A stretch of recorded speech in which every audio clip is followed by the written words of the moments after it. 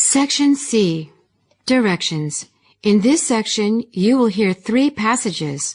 At the end of each passage, you will hear 3 or 4 questions. Both the passage and the questions will be spoken only once. After you hear a question, you must choose the best answer from the 4 choices marked A, B, C, and D. Then mark the corresponding letter on answer sheet 1 with a single line through the center. Passage 1. If I could go back in history and live when I liked, I wouldn't go back very far. In fact, I'd like to relive a period I've already lived. The 1960s. I was in my 20s, and everything was being renewed.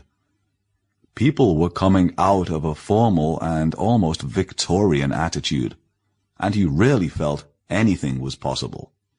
Meeting people was the thing, and you went to coffee bars, where you met friends and spent the evening. The cinema, the theater, all that was very exciting, with new things coming out. In fact, we seemed to be out all the time.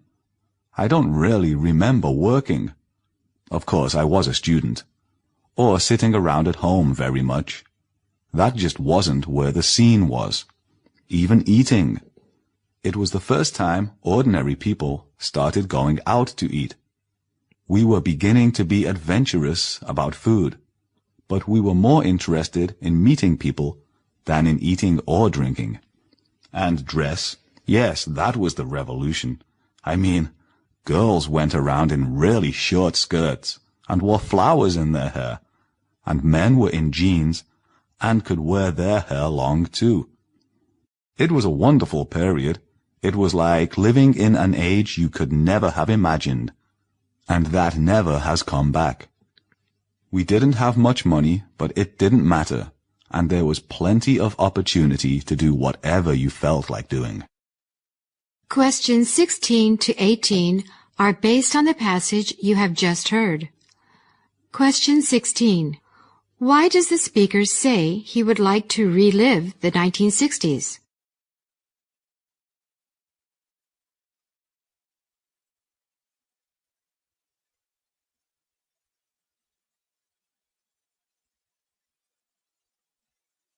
Question 17.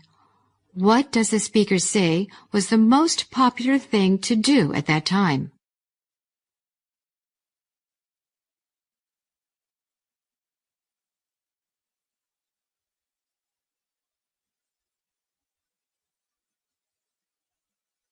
Question 18. What do we learn about the speaker?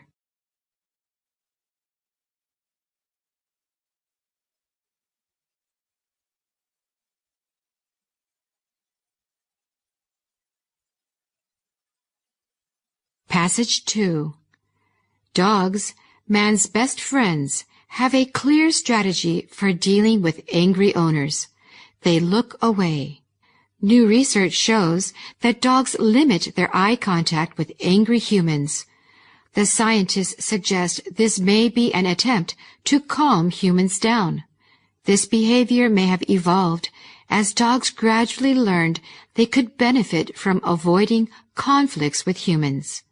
To conduct the tests, the University of Helsinki researchers trained 31 dogs to rest in front of a video screen.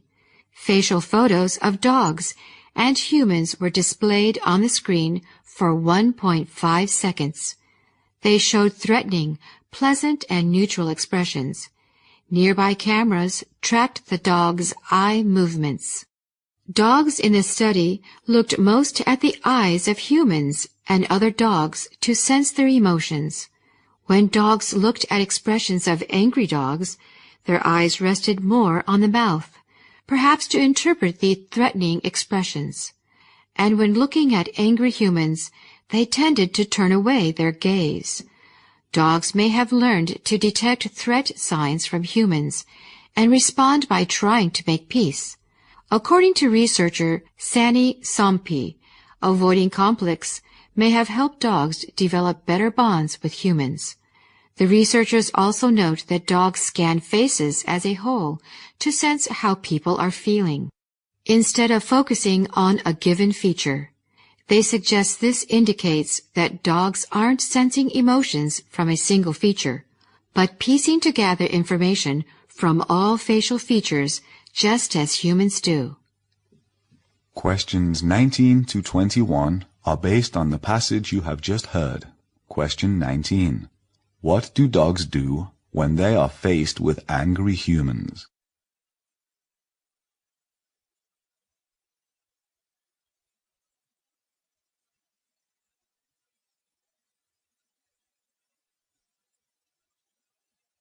Question 20.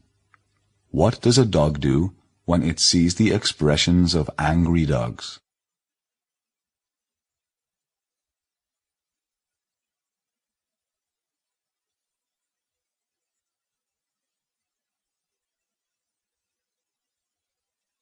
Question 21. How does a dog sense people's feelings?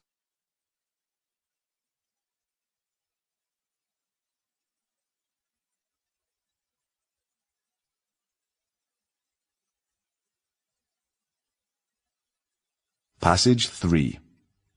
Winter in many places is very cold. There is lots of snow around and the ground freezes, which can make life difficult for animals. People in cold places live in warm houses and have learned to adapt. What do animals do? There are three main ways that animals survive the cold in winter: sleep, adapt, or migrate. Some animals, such as bears, frogs, and snakes, sleep all winter. They sleep very deeply and need little or no food. While sleeping, their body temperature drops and their heartbeat slows down. To prepare for this before winter, these animals eat extra food to become fat, which gives them the energy they need while they sleep. Other animals adapt. For example, by staying active in winter. It is often hard for them to find food, so some animals, such as mice, collect extra food before winter and hide it. When winter comes, they return to the hiding places to eat the food. Some animals grow thicker fur or live in tree holes or underground to stay warm. Some birds migrate by flying to a warmer place for the winter, where they can find more food. Some fly very long distances, including one kind of bird that flies from the remote north of the world all the way to the distant south. Some birds fly in groups for safety, while others fly alone. Questions 22 to 25 are based on the passage you have just heard. Question 22. What does the speaker say about animals in winter?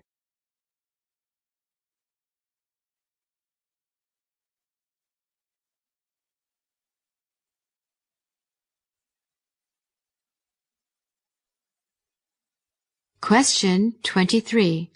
What do we learn about animals that sleep through winter?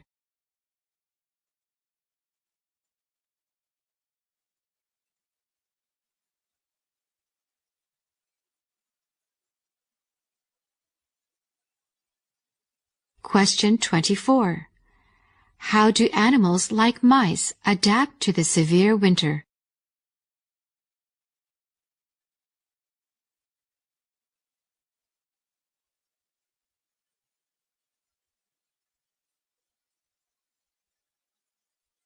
Question 25.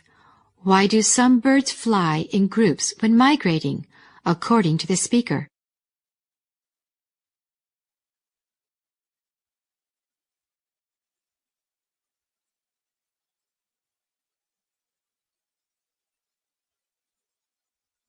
This is the end of listening.